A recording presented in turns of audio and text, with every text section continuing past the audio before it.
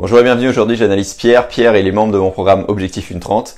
Il a son corps projectile, d'accord, qui est bien construit. Il passe très bien à travers l'eau, il passe bien, il baisse bien les résistances, d'accord. Par contre, il lui manque un point du corps projectile, et ce qui fait que ses bras, du coup, ça fait que il a beau être efficace, et ben ça se transfère pas assez bien derrière sur son corps, tout simplement de la tête aux pieds, ça renvoie pas assez en fait sa propulsion derrière. Donc je te livre tout de suite son analyse vidéo avec ces 3 points techniques, dont celui-là qu'il faut absolument mettre le focus si toi aussi tu ressens la même chose. Ce qu'on peut voir, c'est que c'est vraiment bien placé à ce niveau-là, que tes bras ils reviennent bien vers l'avant, d'accord. Donc là-dessus, franchement, c'est top.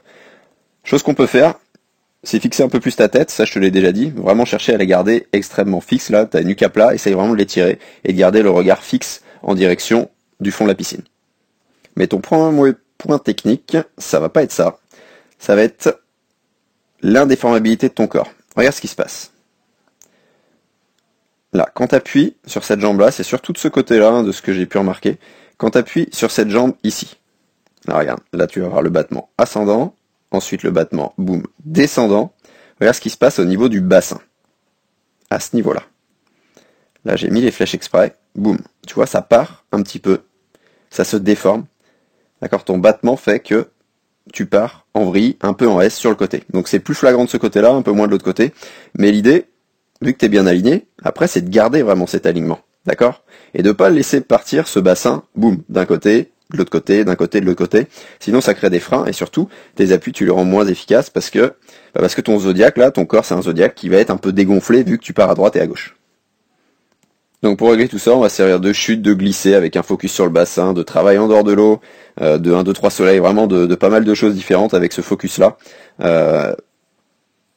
pour régler tout ça. Donc là tu vois la tête qui se balade un petit peu.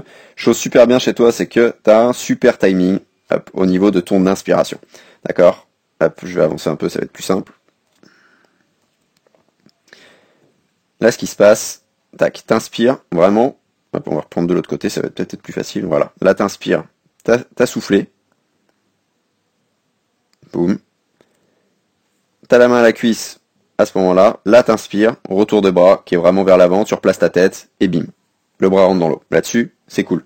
Par contre, un truc que tu peux faire mieux, et encore, du coup, pour avoir encore plus de vitesse, ça va être sur, là on va parler des appuis, ça va être sur l'accélération, du coup, du trajet sous-marin.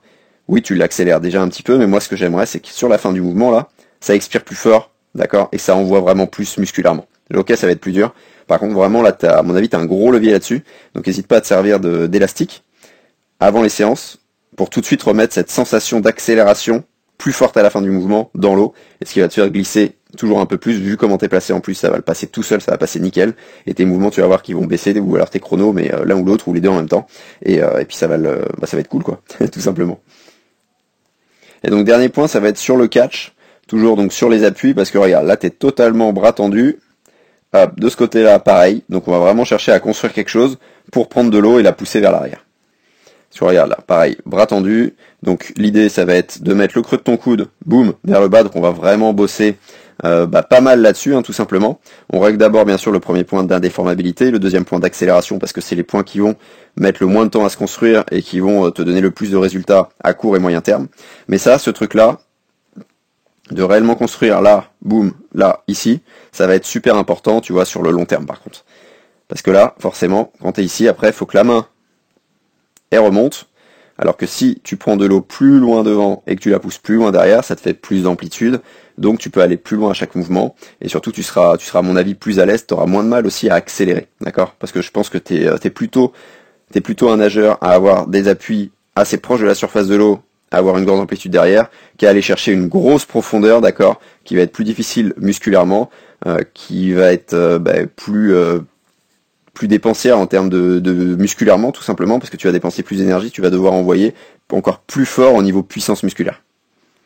Donc bien sûr, ça va être à toi de trouver la bonne profondeur, mais déjà dans un premier temps, vraiment mettre le coude, réussir à le casser ne serait-ce qu'un petit peu. Là, tu vois, on voit vraiment que sur ton bras, ici, quand tu as le bras droit, hop, devant, on voit vraiment que ton coude est orienté, je vais y arriver, que ton coude est orienté vraiment vers le plafond, quoi, ou pas loin, en tout cas en diagonale. Et donc ça, cette rotation interne vraiment du bras, va falloir chercher à la créer, donc en dehors de l'eau dans un premier temps, comme tu le sais, hein, avec pas mal de travail aux élastiques avec du matos pour vraiment avoir des repères sensoriels. Et ensuite que ça se remette doucement, tranquillement dans l'eau, parce que oui, ça prend du temps. C'est pour ça aussi que c'est en 3e point, parce que les autres vont être vraiment plus, vont avoir un levier plus important plus rapidement. Et donc ça va être motivant, et surtout du coup tu vas réussir à garder cette motivation grâce à ça, et à continuer ce travail de catch qui peut être un peu énervant, quoi, tout simplement, parce que les résultats sont pas là tout de suite. Si toi aussi, comme mes élèves, tu es triathlète et que tu souhaites recevoir les exercices que je recommande particulièrement pour nager plus facile avec plus d'aisance en dépensant moins d'énergie, bref, se sentir vraiment glisser de plus en plus sur l'eau, je t'invite à télécharger la formation offerte que je te mets en lien dans la description où tu vas recevoir 3 exercices que j'utilise régulièrement pour faire passer un palier technique et un palier chronométrique à mes élèves. Et sur ce, je te dis à très vite.